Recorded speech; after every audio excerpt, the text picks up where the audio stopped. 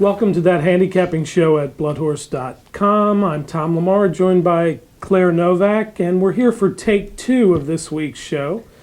We had shot the show a few hours earlier to accommodate Claire's schedule. It's all my fault. And of course I picked Fort Larned, and we found out about 10 minutes after the show had been done that he is not running. So he's okay though. He's relatively okay. He should make the Jockey Club Gold Cup. You can read all about it at bloodhorse.com. Yeah, so we had to do some, well, I had to rethink. Claire really didn't.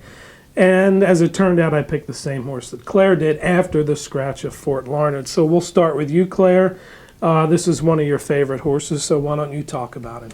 All right, so this is the Woodward Stakes, obviously mile to end and eighth for older horses, the handicap division, and Successful Dan was supposed to make this circuit last year, hopefully going to the Breeders' Cup Classic, when the suspensory injury that has bothered him repeatedly popped up again. It ended up costing him the rest of the season, and this year he's back. He's doing great. He's run some really solid races, including a very excellent runner-up finish in the Whitney to cross traffic, who had the lead all the way and just kind of kicked on, turning for home, while Successful Dan came flying with a late run but was unable to catch him. So I know this horse has all along been touted as even better than Wise Dan on the dirt by Charlie Lepresti. I know Charlie's really excited to have him good and have him in this spot. He probably will be the post-time favorite.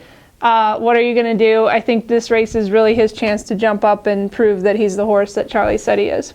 Yeah, I do agree with that. He's not exactly a speed horse, but I think, again, without Fort Larned, who would have had the 3-post in the race, you're looking at Painter probably jumping out there. Flat out, Mucho Macho Man have speed when used, but I think Successful Dan should be in a pretty good spot. And the way he came from far back in the Whitney, and quite frankly, the final time of the Whitney was 1:47.4, which is pretty good. Mm-hmm. And Cross Traffic, of course, skipped the race. He's going to race in the Jockey Club Gold Cup. I think I would probably take the 5-2 or 2-1 on Successful Dan. That's not to say that he's the only horse in the race, as you noted. Yeah, well, we were talking about Painter's comeback. This is his first time in Grade 1 company since he came back from the illness, and he will be forwardly placed probably on the lead considering the scratch of Fort Larned. Another horse that I'm kind of becoming more fond of in here as the day goes on is Flat Out, probably because I spent the morning interviewing his owner, Art Preston. But Art made a really good point to me that whenever this horse has been relatively forwardly placed, meaning, third, fourth, off the front runners, he tends to kick on and win well. Now, granted, he's definitely a big fan of Belmont, where he won the Jockey Club Gold Cup twice, and he ran third in the Breeders' Cup Classic last year, which I tend to forget. So I would think this is the Suburban Handicap winner. He bypassed the Whitney to come back in this race, and I would be hesitant to count him out. Mucho Macho Man, he's a nice horse. He seems to need to get into a pattern of running some solid races and then get the win.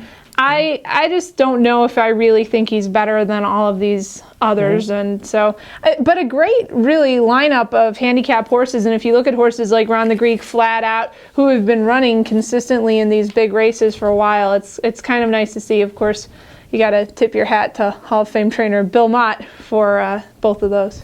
Yeah, Ron the Greek ran a close start in the Charlestown Classic behind 2 horses who came back and won. Last 2, not so much, but it's not the first time that he's shown this kind of form. Obviously, if there is a quick early pace and he's close up, he could close for share. The only horse that we didn't mention is Alpha. Yeah, he's just too slow to be in here. I mean, Kieran McLaughlin said he won the Travers last year. We'll give him a chance one more time against these. But he was 6th in the Whitney. He was 4th in the Suburban. He didn't run that great in Dubai. I think they're just trying to give him one more shot before they drop him down into some company where he kind of really belongs. All right. So Claire and I both go with Successful Dan. And again, this is the Woodward. Excuse me, I was going to say Woodford. I hope I didn't say the Woodford earlier. This is the Woodward. I need some Woodford. 1 1/8 miles at Saratoga. I believe the weather's supposed to be okay this weekend. Closing weekend at the spot. One of 3 graded stakes on the card. We're not going to handicap the Forego, but as we mentioned on the first show that got scrapped. Leah, who has been chasing Wise Dan on the turf, is in this race. Kind of an interesting spot, but the horse has run around one turn on the dirt. Really has won, good-looking excuse me, horse. around one turn on the dirt at Churchill Downs. So Yeah. should be a good racing weekend, and we thank you for joining us. Thank Brisnet.com for the past performances. For Claire, I'm Tom. We'll see you next time on That Handicapping Show.